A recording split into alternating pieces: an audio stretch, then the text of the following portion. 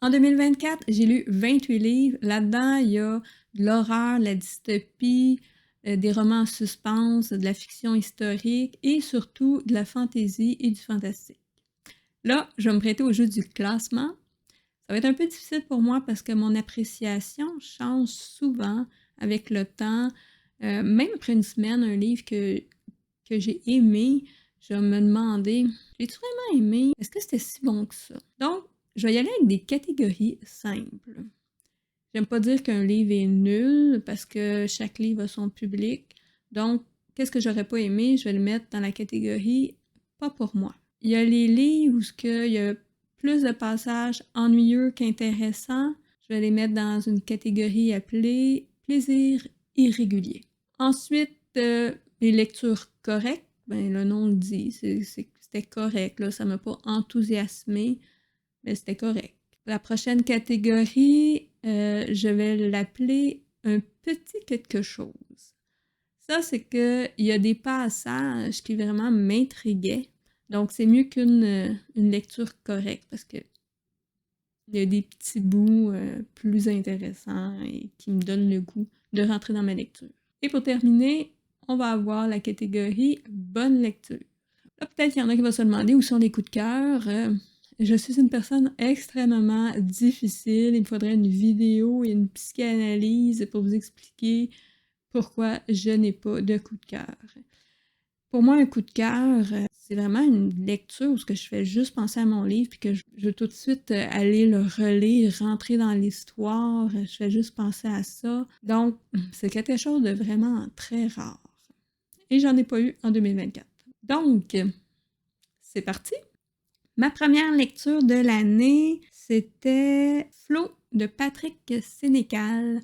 C'est de l'horreur psychologique. On va suivre l'évolution d'une fillette psychopathe. J'ai aimé être dans la psychologie du personnage et de voir le monde sous son regard naïf, mais j'ai pas trop aimé la fin. Sauf que je sais pas qu'est-ce qui m'aurait satisfait comme fin pour ce genre de livre-là. Puisque je me suis pas ennuyée, j'en garde des bons souvenirs. Je dirais que c'est quand même une bonne lecture. Ensuite, j'ai lu Le sang de la cité de Guillaume Chamanadjan. C'est de la fantaisie. C'est difficile à résumer parce que l'histoire n'avait pas un but clair. Je me souviens surtout du jeune protagoniste, un adolescent qui se promène dans la ville. Il connaît les secrets des habitants et il pense que celui qui l'a adopté voudrait se servir de ce qu'il sait pour des fins politiques. Les éléments qui m'intéressaient le plus, comme son entraînement d'assassin ou le fait qu'il y a comme une autre dimension à la ville qui peut rentrer dans cette dimension-là et c'est lugubre. Cet aspect-là m'intéressait, mais ça n'a pas assez été développé. Ça a gagné des prix, c'est bien écrit, mais malheureusement, ce n'était pas pour moi. Ensuite, j'ai lu la trilogie des filles de joie de Lise Antunes Simoes. Je ne sais pas si je dis correctement son nom. C'est de la fiction historique. Ça se déroule à Montréal au 19e siècle. C'est à propos des filles de joie, donc les bordels. Ici, c'était surtout un bordel de luxe qu'on voyait. Donc, on voit comment une jeune femme qui est fille d'un artisan, donc qui n'est pas pauvre, peut se rendre jusque dans un bordel. On va pas mettre l'accent sur les actes sexuels, mais plutôt comment se déroule la vie dans ce style d'établissement. On va répondre aux questions comme qu'est-ce qu'ils font les prostituées quand ils ont leurs règles, qu'est-ce qu'ils font pour se protéger des maladies, pour ne pas tomber enceinte, et comment ils se procurent leurs objets personnels, parce que c'est une maison close, c'est barré, ils peuvent pas sortir. Donc, il faut quand même qu'ils se procurent du maquillage, mettons. Fait que j'ai appris des choses. C'est une trilogie, fait que je vais classer toute la trilogie en une fois. Là, je vais pas faire chacun des tomes séparément. J'avoue que le tome 3 m'a moins plu. La protagoniste, elle prend des fois des choix un peu stupides, mais en même temps, je veux dire, elle avait pas Internet dans ce temps-là, mais bon. Mais malgré tout, c'était vraiment une bonne lecture. Je pense que c'est ma meilleure lecture de 2024 parce que c'est rare que je lis une trilogie au complet. Souvent, je lis le tome 1 puis je fais comme «Ah, ça m'intéresse plus ou moins», mais là, je pense que c'est surtout le fait que ça me donnait des informations sur l'époque qui faisait que je voulais en savoir plus. Ensuite, j'ai lu Les sorcières de Salem, le tome 1 de Millie Sidenier. C'est un fantastique jeunesse où on va suivre 2 jeunes filles qui soupçonnent leur nouvelle domestique d'être une sorcière. Là, je me suis fait avoir parce que je me fiais à la couverture et je trouvais que le personnage ressemblait à une fille de 16-18 ans, donc je pensais que c'était pour jeunes adultes, mais le public cible, c'est plutôt 10-11 ans, donc ce n'était pas pour moi. Ensuite, j'ai lu Ce qui est enfoui de Julien Freux. C'est un thriller fantastique qui se situe entre Stranger Things et la série Netflix Dark. C'est difficile à résumer parce que comme des tranches de vie de plusieurs personnages avec des événements étranges comme dans Stranger Things, mais un peu moins. C'est ça, il y avait trop de personnages, trop de banalités, puis pas assez d'éléments étranges, donc ce n'était pas pour moi. Ensuite, Thorn Grove de Cécile Guillot. C'est de l'horreur paranormale jeunesse. Une jeune adolescente va être fascinée par un manoir où est-ce qu'il y a une fille qui a tué sa sœur jumelle. Ce n'était pas du jeune adulte encore là, c'était plus un public de 12-13 ans peut-être. J'aurais aimé qu'il y ait plus d'événements étranges pour justifier ce qui s'est passé à la fin. Donc, ça l'a pas fait avec moi. Pas pour moi. Lady Cartier de Micheline Lachance. C'est un roman historique. On va suivre la vie de Hortense Fabre, qui était la femme de Georges-Étienne Cartier, un des pères fondateurs de la Confédération canadienne. Donc, ça se déroule au 19e siècle dans le Bas-Canada. J'ai été en colère toute ma lecture. Donc, l'auteur a réussi à me faire sentir des émotions. Pourquoi j'étais en colère? Bon, ben, il y a le côté politique là, qui venait vraiment me chercher. Et deux, ou plutôt la première raison pour laquelle j'étais en colère, c'est parce que c'est l'histoire d'une femme qui est mariée à un trou de cul, puis elle peut pas se séparer de lui. À cette époque-là, il n'y avait pas ça, le divorce. Fait qu'elle est obligée de rester avec lui.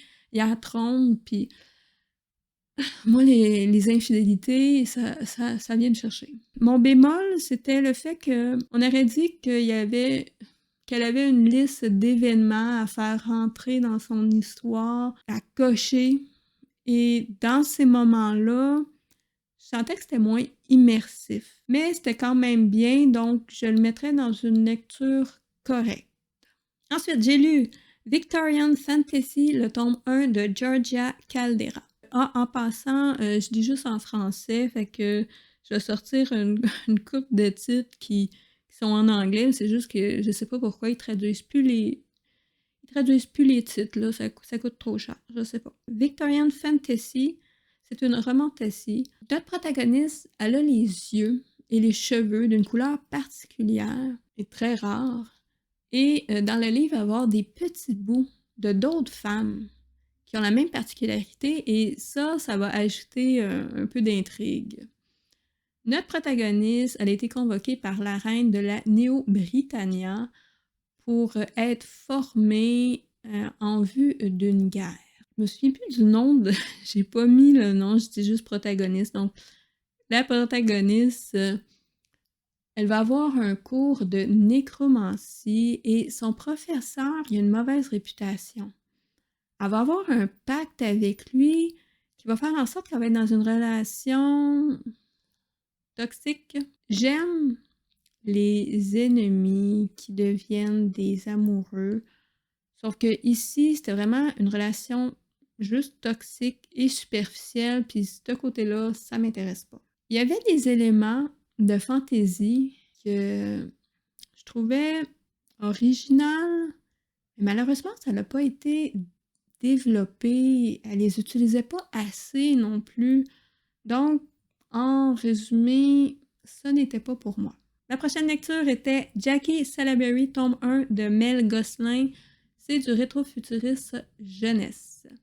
Suite à la mort de son frère, une jeune adolescente va vouloir se venger et pour ça, elle veut devenir une collectionneuse de virus. Les virus, dans ce monde-là, ils peuvent prendre une forme tangible, même humanoïde. Parce que c'était très original, on aurait dit que l'auteur avait besoin de nous expliquer beaucoup de choses et elle faisait à travers les dialogues ce qui cassait le rythme. Et aussi, ça donnait l'impression qu'il se passait pas grand-chose, qu'on était tout le temps en train d'expliquer le monde. Donc, malheureusement, ce n'était pas pour moi. Cette fois-ci, je le savais que c'était de jeunesse, c'est juste que dans les livres steampunk, il n'y a pas grand-chose à la bibliothèque, donc je prends qu'est-ce qu'il y a dès que j'en vois. Donc, c'est de ma faute si ce n'était pas pour moi. Ensuite, j'ai lu Le Crépuscule des Arcanes, le tome 1 de Sébastien Chartrand. C'est un roman fantastique historique. Faut pas trop vous en révéler, je dirais que la première partie, c'est plus une quête où nos aventuriers vont rencontrer des créatures mystiques du folklore québécois. Et la deuxième partie, c'est plus une enquête sur une organisation qui utilise la magie avec de mauvaises intentions. Le système de magie était bien développé, c'était bien écrit, ça a gagné des prix. C'était une lecture quand même correct parce que le personnage principal me laissait indifférente et je pense que parce qu'il n'était pas assez proactif. Le tome 6 de la série Une enquête de Joseph Laflamme par Hervé Gagnon. C'est un peu comme Sherlock Holmes, tu peux lire les tomes dans le désordre. Ici, c'est une enquête historique qui se déroule à Montréal au 19e siècle. On va suivre un journaliste qui essaie de résoudre le meurtre qui a eu lieu dans un cirque. Le genre de cirque avec les femmes à barbe, des hommes forts, etc. La dynamique entre le journaliste et le policier, l'ex-policier britannique qui l'aide dans son enquête était intéressante. Par contre, la personnalité du journaliste, des fois, elle m'agaçait, il était immature. À cause de ça, je dirais que ça devient une lecture correcte. Ma prochaine lecture était La séance de John Harwood. C'est un roman à énigmes de style gothique. À l'aide d'écrits de différentes personnes, une jeune femme va essayer d'élucider le mystère de la disparition de plusieurs personnes dans le manoir dont elle a hérité. Puisque ces différentes histoires, mon appréciation était irrégulière, donc je doutais de quelle catégorie que ça s'en va. Plaisir irrégulier. Ma prochaine lecture est Absolu, le tome 1 de Marco de Sène. C'est une dystopie. Chaque année, des gens sont sélectionnés pour entrer dans la zone afin de détruire la chose. On va suivre le 20e groupe à y pénétrer. Non seulement ils doivent se familiariser avec leur nouvel environnement, mais ils doivent apprendre à survivre. Il y avait du mystère et le rythme était rapide, les personnages intéressants. J'aurais par contre aimé qu'on voit plus la chose et j'avoue que la fin m'a pas emballée, mais il n'y a pas beaucoup de fin là, qui me satisfait. Là, fait que on va pas s'arrêter à ça. J'ai eu du plaisir tout au long de ma lecture, donc c'est une bonne lecture. Ma prochaine lecture est Jack et le haricot magique. C'est de la série des Contes interdits par Vic Verdier, c'est de l'horreur. On va suivre un informaticien qui s'est fait voler son logiciel de fraude bancaire et il veut se venger. Je trouvais que la vengeance n'était pas satisfaisante. Je veux dire, la fin encore là, j'ai des problèmes avec les fins. Mais tout le reste de ma lecture, je me suis pas ennuyée. Sauf que j'avais pas là, ce petit goût de « Ah, il faut que je retourne dans ma lecture ». Donc, j'avais pas cet enthousiasme-là. Donc, je dirais que c'était plutôt... Il y avait un petit quelque chose, mais ça n'a pas atteint la bonne lecture.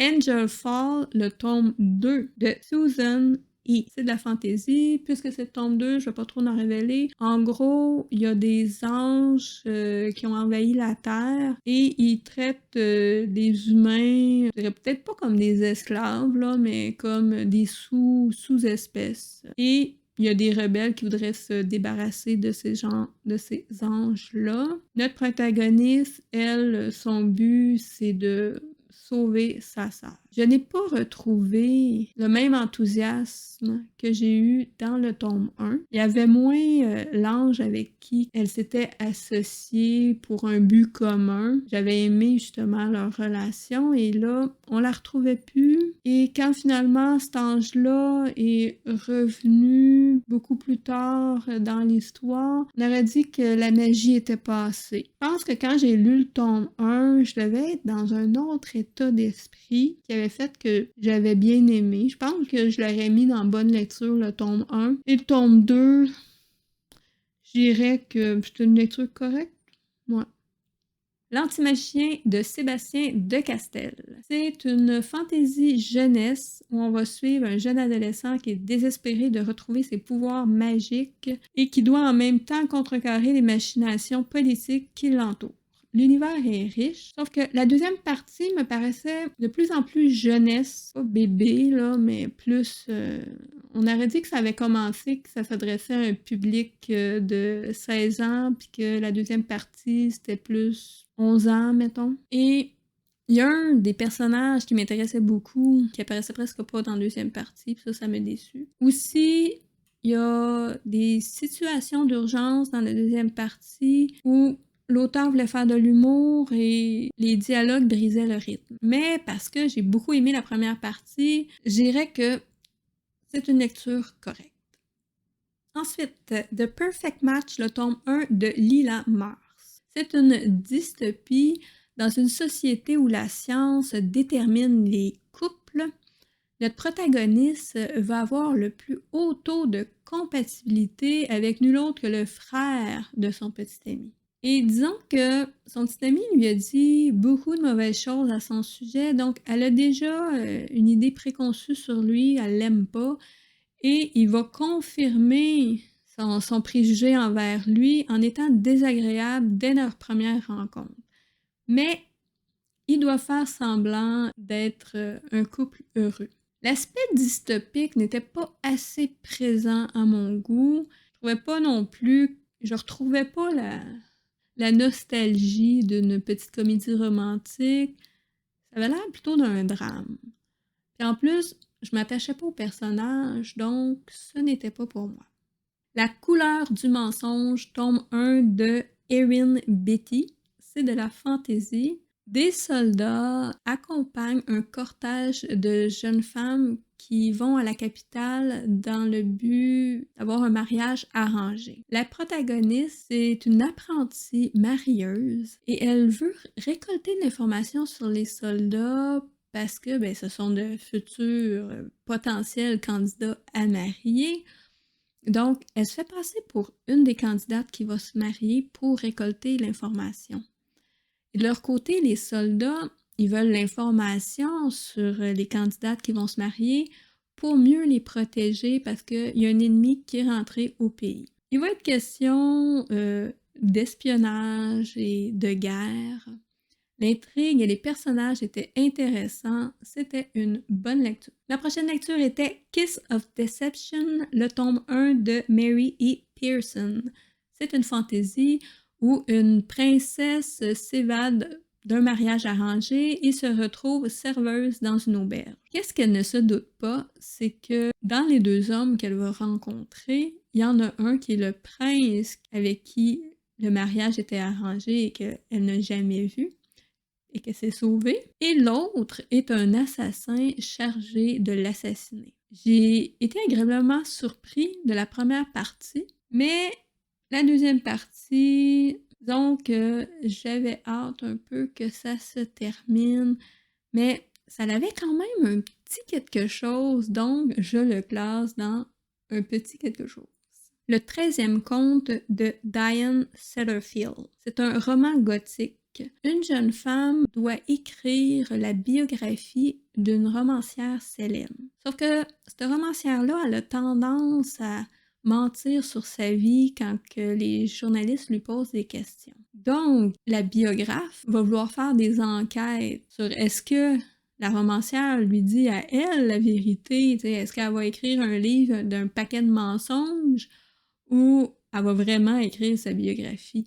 Donc, on va alterner entre l'enquête de la biographe et ce que raconte la romancière sur sa vie. Les personnages qui m'intéressaient n'ont pas été approfondis. L'histoire était lente. Il y avait quand même quelques bouts qui m'intriguaient. Donc, j'irai avec un plaisir irrégulier. Ensuite, Dracula de Bram Stoker, c'est de l'horreur gothique. Un notaire va séjourner dans le château de son client, le comte Dracula, qui a un comportement mystérieux. Pendant ce temps, l'ami de sa future épouse va avoir des crises de somnambulisme et va s'affaiblir. La partie au château de Dracula était remplie de mystères, tandis que le reste s'étirait. Donc, beaucoup de longueur. J'irais avec un plaisir irrégulier. Le Royaume des damnés, tome 1 de Kerry Maniscalco. C'est du fantastique. Une vidéo va suivre avec plus de détails sur mon appréciation. Une jeune femme convoque un prince de l'enfer pour venger la mort d'un être cher. Malheureusement, l'enquête était brouillonne et répétitive. Et les princes de l'enfer, parce qu'il y en avait plus qu'un, elle en a convoqué un, mais il y a plus qu'un prince de l'enfer. Et les princes de l'enfer m'inspiraient pas de la peur ou de la puissance. Donc, ce n'était pas pour moi. Estetica, tome 1 de Marie-Chantal Plante. C'est une dystopie dans une société où le rang social des gens est déterminé par leur apparence physique. Il y a deux belles personnes, ceux qui sont dans la plus haute classe parce qu'ils sont très belles, qui vont bientôt se marier et on va les suivre, eux et beaucoup de membres de leur famille. Donc, il y a beaucoup de personnages. Avec ces personnages-là, on va voir les conséquences du fait que la valeur est la beauté. Sauf que le découpage des tomes est très mal fait. Il n'y a aucune intrigue qui se clôt, donc qui se termine. C'est comme si j'avais arrêté un livre en plein milieu. Donc, ce n'était pas pour moi. Divine Rivalité, le tome 1 de Rebecca Ross. C'est une romantassie. Notre protagoniste, elle est bouleversée par la disparition de son frère qui est parti à la guerre, une guerre qui se déroule pour deux divinités. Pour soulager sa peine, elle va lui écrire des lettres qu'elle va placer dans sa garde-robe et les lettres vont mystérieusement disparaître. Et un jour, elle va recevoir une réponse dans sa garde-robe, une réponse anonyme, et elle ne se doute pas que l'auteur de cette lettre est nul autre que la personne avec qui elle compétitionne pour avoir un poste de journaliste. Et éventuellement, elle va partir à la guerre pour essayer de retrouver son frère. La romance était très mignonne. J'aurais préféré, par contre, que le côté de fantaisie, qu'il y ait plus d'éléments dans la deuxième partie, comme c'était le cas dans la première partie. Mais c'était une très bonne lecture. Chère petite de Romy Hossman, c'est un thriller. Il y a une vidéo qui va suivre, qui va être sur qu'est-ce qui est le mieux pour vous, la mini-série Netflix ou le livre. Donc ici, il y a une jeune femme qui a été séquestrée et elle a réussi à s'échapper. Et durant sa fuite, elle va se faire frapper par une automobile. Et elle va aller à l'hôpital et dans l'ambulance, il va y avoir une jeune adolescente plutôt particulière qui va l'accompagner. L'intrigue était captivante. L'auteur a réussi à garder mon attention tout au long. J'avoue par contre que la fin, encore une histoire de fin, la fin m'a laissée indifférente, mais j'ai eu du plaisir tout au long de ma lecture, donc j'y vais avec bonne lecture. Ensuite, Promise, tome 1 de Ali Kondi. C'est une dystopie, une vidéo va suivre. La société contrôle ses citoyens à divers niveaux, dont les couples. C'est supposé d'être mis en couple avec le meilleur partenaire possible. Et notre protagoniste, elle est chanceuse parce qu'elle va être jumelée avec son meilleur ami qui a tout pour lui. Il est beau, il est gentil, il est intelligent, sauf que quand elle va retourner chez elle et aller à son port de communication, c'est comme ça dans le fond qu'ils appellent les ordinateurs. J'ai aimé justement qu'il y ait des noms spéciaux qui fait plus dystopie pour certains objets comme les ordinateurs. Donc, elle va sur son port de communication et entre sa microcarte pour en apprendre plus sur son meilleur ami. En fait, elle sait tout sur son meilleur ami, mais tout le monde a une microcarte avec quelque chose sur son premier. Donc, elle insère la carte et il y a une erreur qui se fait quelques secondes. Il y a une autre personne qui apparaît que son meilleur ami et elle connaît cette personne-là, puis la photo disparaît. Donc, elle commence à s'interroger. Finalement, mon premier, c'est lui ou c'est mon meilleur ami? Et ben, elle se questionne sur ses sentiments. J'ai adoré la première partie, les éléments de tout l'univers dystopique étaient bien faits. Par contre, dans la deuxième partie, plus elle avançait, plus le protagoniste me tapait sur les nerfs. Un autre problème, c'est qu'il y a un triangle amoureux. Et moi, dans les triangles amoureux, s'il y a une personne qui souffre, ça me met en colère. Donc, ouais, j'ai pas vraiment aimé la deuxième partie. Mais à cause que j'ai vraiment aimé la première partie, je peux pas le mettre dans plaisir irrégulier, donc je vais le mettre dans lecture correcte. Ça a quand même été une année avec beaucoup de lectures pas pour moi et je suis à blâmer. La leçon que je vais en tirer, c'est que les lectures jeunesse, je devrais faire plus de recherches avant de m'embarquer là-dedans. C'est juste que j'essaie de retrouver un autre Harry Potter. Et ben, il y en a des lectures jeunesse que j'ai aimées, comme la trilogie de Bartiméus, j'ai adoré. Je crois que je devrais regarder les livres jeunesse qui ont fait leurs preuves. Ensuite, pour les lectures gothiques, ça monte pas très très haut, donc je pense que je vais passer pour les prochains. Pour les romans de fantasy jeune adulte, ça passe ou ça casse. Même pour ceux qui sont bien notés, des fois, je me dis, ben voyons donc, pourquoi c'est haut comme ça? Je vais quand même continuer d'en lire parce que j'aime ça, la fantaisie. Dites-moi dans les commentaires, c'est quoi votre meilleure lecture 2024? Sur ce, je vous souhaite bonne lecture.